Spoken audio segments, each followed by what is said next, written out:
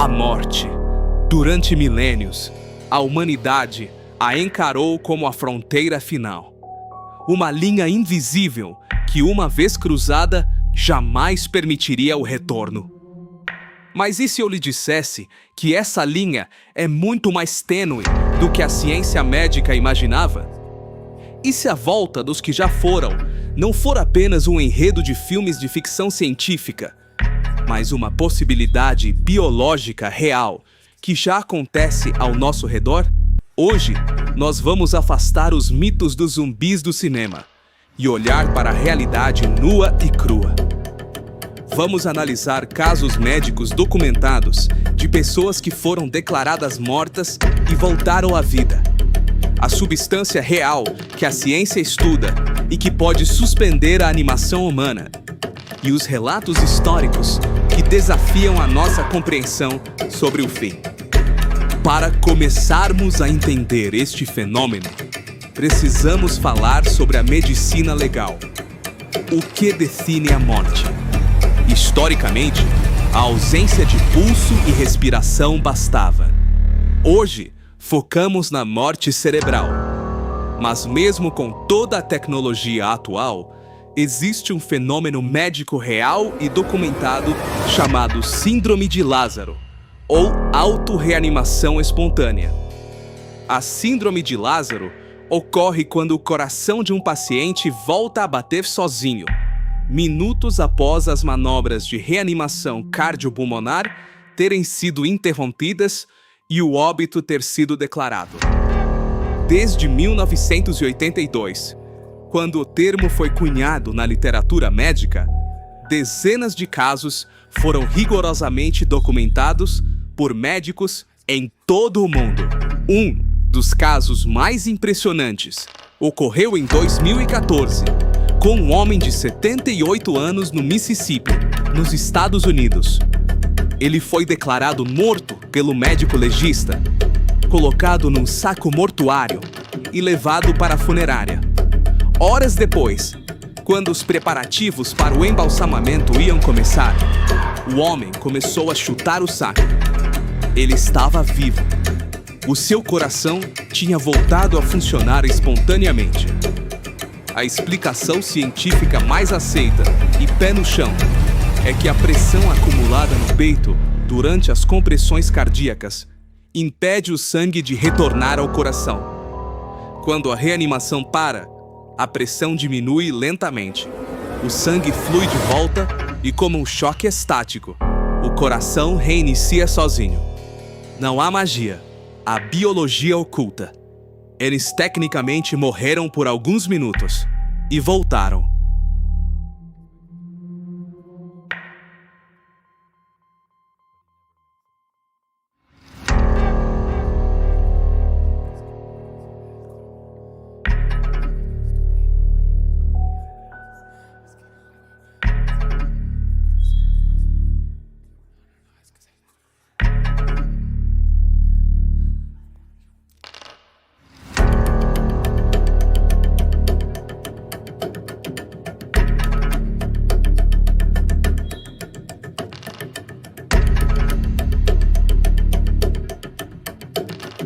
Mas, e se falarmos de uma substância química capaz de induzir um estado tão profundo de quase morte que até os médicos seriam enganados?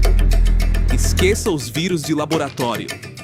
Existe um estudo antropológico e científico real, feito na década de 1980, pelo etnobotânico de Harvard, Wade Davis. Davis viajou para o Haiti para investigar relatos de pessoas que tinham sido enterradas e, anos depois, vistas caminhando pelas vilas.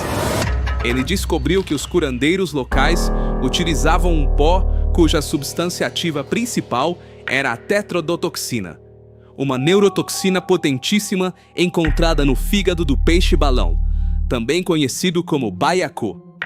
A tetrodotoxina bloqueia os canais de sódio nas células nervosas. Em doses específicas, ela reduz o metabolismo humano a um nível quase indetectável. O ritmo cardíaco cai para menos de uma batida por minuto. A respiração torna-se imperceptível a olho nu. a temperatura do corpo desce. Para qualquer médico sem equipamentos avançados, a pessoa está clinicamente morta. O indivíduo é enterrado em estado de catalepsia. Dias depois, quando o efeito da toxina passa, a pessoa acorda debaixo da terra. Se for resgatada a tempo, ela voltou à vida. O caso mais famoso estudado por médicos foi o de Clervius Narcisse, que comprovadamente teve a sua certidão de óbito assinada por 2 médicos num hospital americano no Haiti, em 1962, e reapareceu vivo 18 anos depois. Se avançarmos na história humana, os relatos de mortos que voltam à vida cruzam-se constantemente com a religião e a superstição. Mas o que a ciência tem a dizer sobre os milagres do passado? Na Bíblia e em textos de outras religiões antigas, a ressurreição é vista como intervenção divina. No entanto, historiadores e cientistas apontam que no passado, estados de coma profundo, catalepsia e até ataques severos de epilepsia eram frequentemente confundidos com a morte definitiva.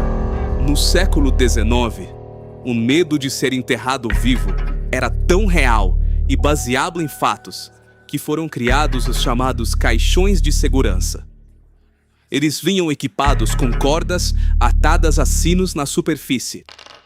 Se a pessoa acordasse dentro do túmulo, ela tocava o sino.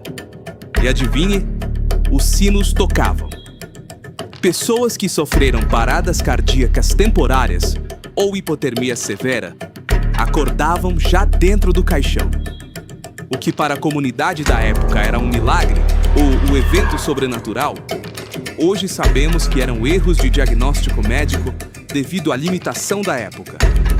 Hoje, a ciência médica não está tentando evitar que os mortos voltem. Ela está ativamente tentando trazê-los de volta. Centros de trauma em universidades de prestígio, como a Universidade de Maryland, já realizam testes com a chamada preservação e reanimação de emergência. O processo consiste em substituir o sangue de um paciente que sofreu uma parada cardíaca por uma solução salina extremamente fria, resfriando o corpo para cerca de 10 a 15 graus Celsius.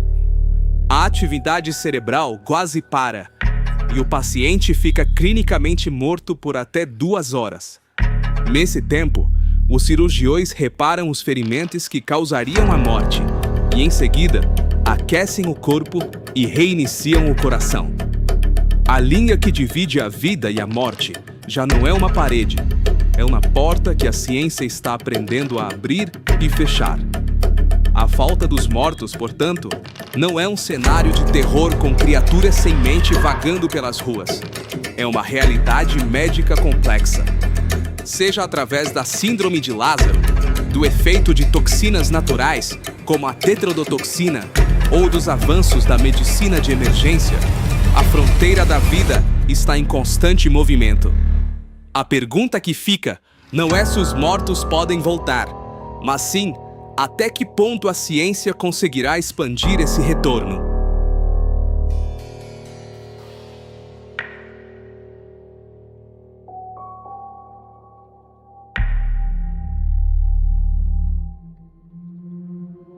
Quando falamos sobre a volta dos mortos, é impossível ignorar o berço cultural do termo zumbi, o voodoo haitiano.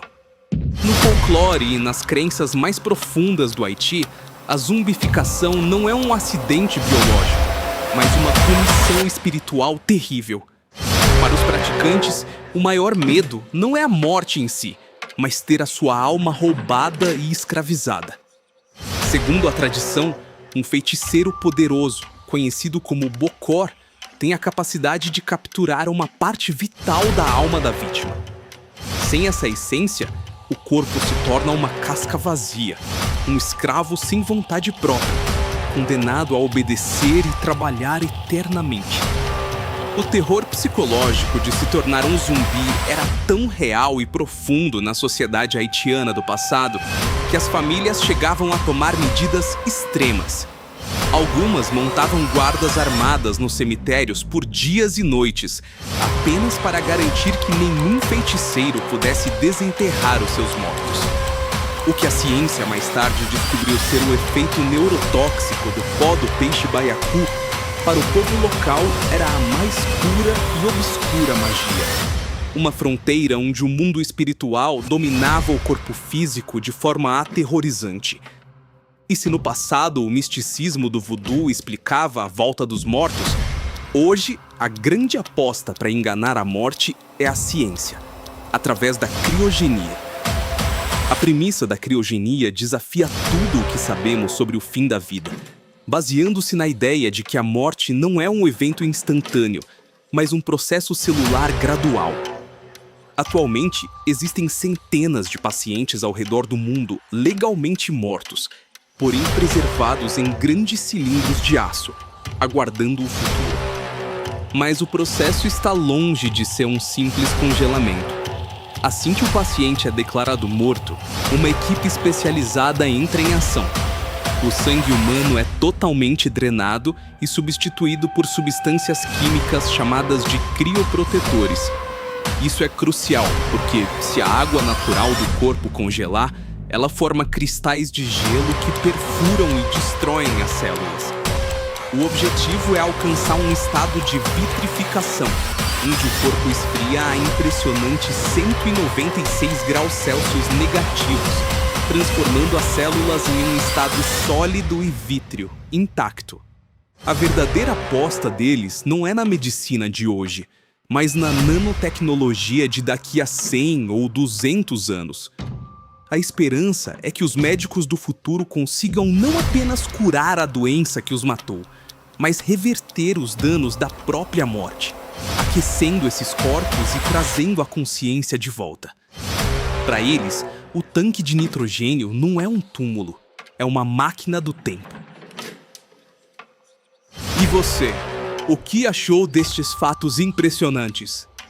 Acredita que a linha entre a vida e a morte é puramente biológica? Ou ainda existe espaço para o inexplicável? Se este vídeo abriu a sua mente e lhe trouxe fatos que você não conhecia, não se esqueça de deixar o seu like para ajudar o canal a crescer. Inscreva-se no canal Acredite ou Não Fatos, para fazer parte da nossa comunidade de investigadores da realidade. E ative o sininho das notificações para não perder nenhum dos nossos próximos vídeos. Deixe sua opinião nos comentários. Até a próxima!